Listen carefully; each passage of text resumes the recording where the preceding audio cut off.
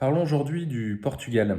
La Seleção portugaise s'est qualifiée à 9 reprises en phase finale d'un Euro. Ils ont été absents notamment lors des 6 premières éditions. Et à partir de 84, ils se sont qualifiés régulièrement. À quelques exceptions près, ils ont quasiment fait l'ensemble des phases finales, notamment été absents en 92. Toujours est-il que le Portugal est une grosse nation du football européen, une grosse nation à l'Euro, puisqu'ils ont eu des parcours assez importants. Ils sont notamment allés 2 fois en finale, une fois au Portugal en 2004 avec une défaite au bout malheureusement pour eux devant leur public, et puis la victoire dont tout le monde se souvient en 2016 à Paris, au Stade de France, avec cette défaite de l'équipe de France 1-0 et ce but d'Eder dans les prolongations. Mais au-delà de ça, le Portugal a avec l'Euro une histoire particulière, et en particulier une histoire particulière avec la France, puisque à 3 reprises, lors de matchs importants, le Portugal s'est trouvé nez à nez avec la France en 1984, en 2000 et puis lors de cette finale de 2016. En 84 et puis en 2000, c'était notamment en demi-finale. Et 2 fois, d'ailleurs, dans les prolongations, la France l'a emporté. En 1984, Michel Platini avait réussi à marquer le but vainqueur contre le Portugal dans la prolongation. C'était au Vélodrome avec une victoire 3-2 pour l'équipe de France dans un match très serré.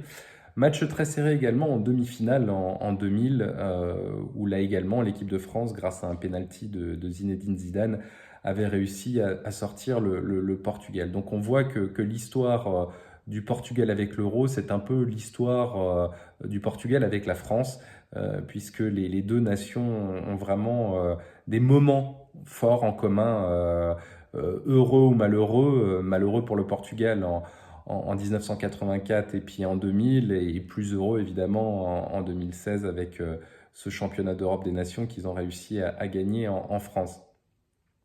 L'autre élément évidemment marquant pour le Portugal, quand on parle de l'Euro, c'est Cristiano Ronaldo. Cristiano Ronaldo et sa longévité.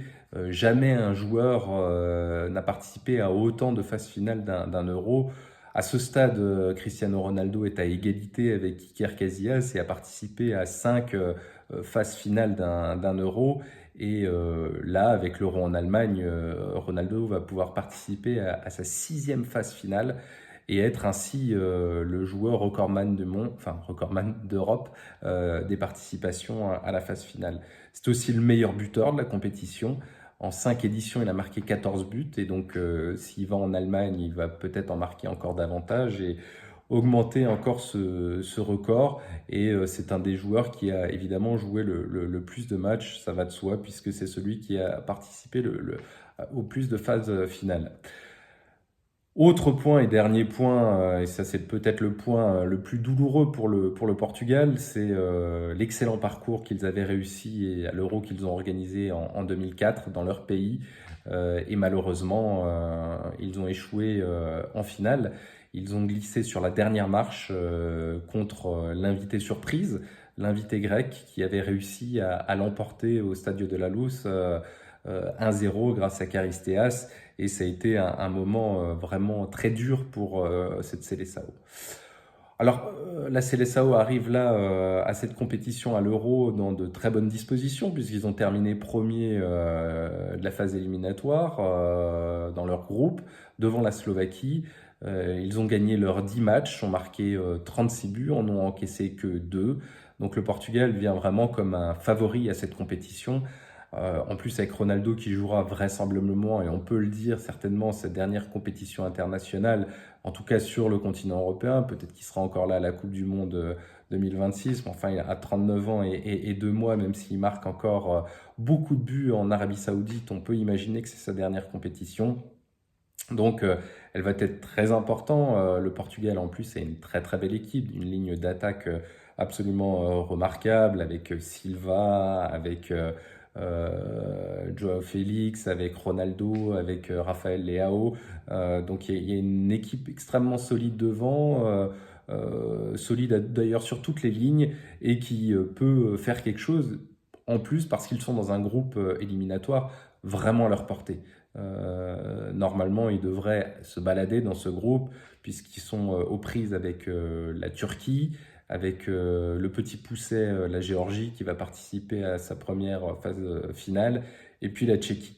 Donc le Portugal va, en toute vraisemblance, sortir de cette phase de groupe, se hisser en huitième de finale, et après tout est possible avec une très très belle équipe. Donc on peut placer très largement le Portugal comme un des favoris de cette compétition à l'Euro 2024, comme il l'est maintenant depuis plusieurs éditions.